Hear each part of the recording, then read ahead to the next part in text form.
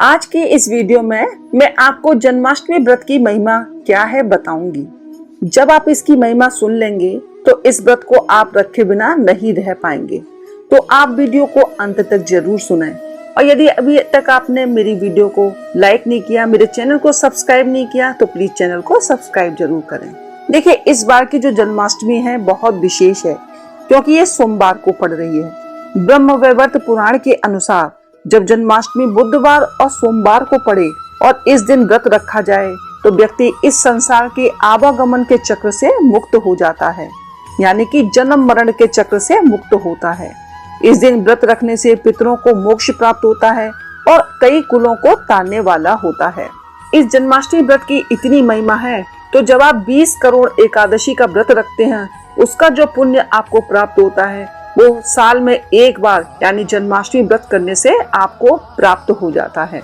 देखिए, जन्माष्टमी को मोहरात्रि भी कहा जाता है, क्योंकि पूरे वर्ष में 4 ऐसी रात्रियां आती हैं जिसमें जागरण करके जप प्रभु का गुणगान किया जाता है।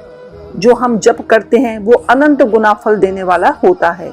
ये मंत्र सिद्धि की रात्रियां होती हैं। जन्माष्टमी उत्सव एक महान पर्व है। देखिए, जैसे एकादशी का व्रत करने से अनंत गुना फल की प्राप्ति होती है, ठीक उसी तरह यदि आप जन्माष्टमी का व्रत करते हैं तो ये एक दिन का व्रत करने से आपको 20 करोड़ एकादशी का व्रत करने के बराबर फल मिलता है। ये बात भगवान श्री कृष्ण युधिष्ठिर से कहते हैं। और किसमें कहा गया है? ये भविष्योत्तर पुराण में बताया गया है। शिव पुराण में इस व्रत को व्रतों का राजा बताया गया है। ब्रह्मवैवर्त पुराण में धर्मराज सावित्री से बता रहे हैं कि जन्माष्टमी का व्रत करने वाला मनुष्य 100 जन्मों के पापों से मुक्त हो जाता है और वो वैकुंठ को जाता है। पृथ्वी पर मनुष्य योनि प्राप्त होने पर कृष्ण भक्त बनता है। अग्नि पुराण के अनुसार यह व्रत भोग और मोक्ष प्रदान करता है। जन्माष्टमी का व्रत करने वाले की कभी अकाल मृत्यु नहीं होती है, वह दीर्घायु होता है। लेकिन मनुष्य के दुर्लभ योनि प्राप्त होने पर भी जो मनुष्य जन्माष्टमी का व्रत नहीं करता वो पाप का भागी बनता है। जो गर्भवती स्त्री इस व्रत को धारण करती है वो एक स्वस्थ शिशु को जन्म देती है, उसका बालक गर्भ में सुरक्षित रहता है। इस व्रत की महिमा सरस्वती जी भी कहने में सक्षम नहीं है। अर्थात इस व्रत को करने से, रात्रि में जागरण कर मंत्र जाप करने से व्यक्ति को अनंत गुना फल की प्राप्ति होती है। जन्माष्टमी के व्रत में अन्न खाना वर्जित है। चाहे आपने आज व्रत रखा हो या नहीं, लेकिन आज अन्न खाने से बचना चाहिए। जो मनुष्य भगवान के जन्म से पहले अन्न खाता है उस मनुष्य को नीच मनुष्य की श्रेणी में रखा जाता है। और जो मनुष्य भगवान का जन्मोत्सव हर्षोल्लास के साथ मनाकर अपना भोजन ग्रहण करता है वो अपने कुल की 21 पीढ़ियों को तार देता है। जन्माष्टमी के दिन अन्न खाने वाले को 100 ब्रह्म हत्या का पाप लगता है।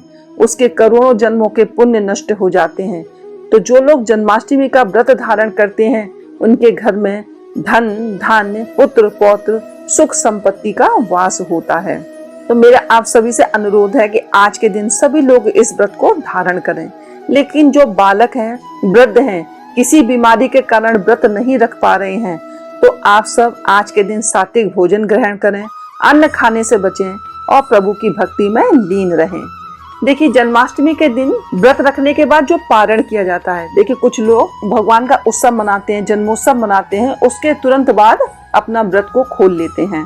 तो यदि आप इस तरह व्रत का पारण करते हैं तो आपको 12:47 यानी कि रात्रि में 12:47 के बाद अपने व्रत का पारण करना चाहिए, क्योंकि 12:47 तक निशीथ काल है।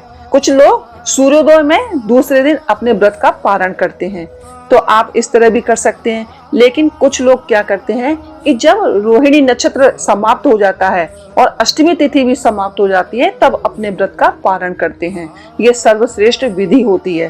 तो आपको जैसा भी सुविधा लगे, आप जैसा भी अपने व्रत का पारण करना चाहें, आप ऐसे अपने व्रत का पारण कर सकते हैं। तो चलिए, आज की इस वीडियो में बस इतना ही।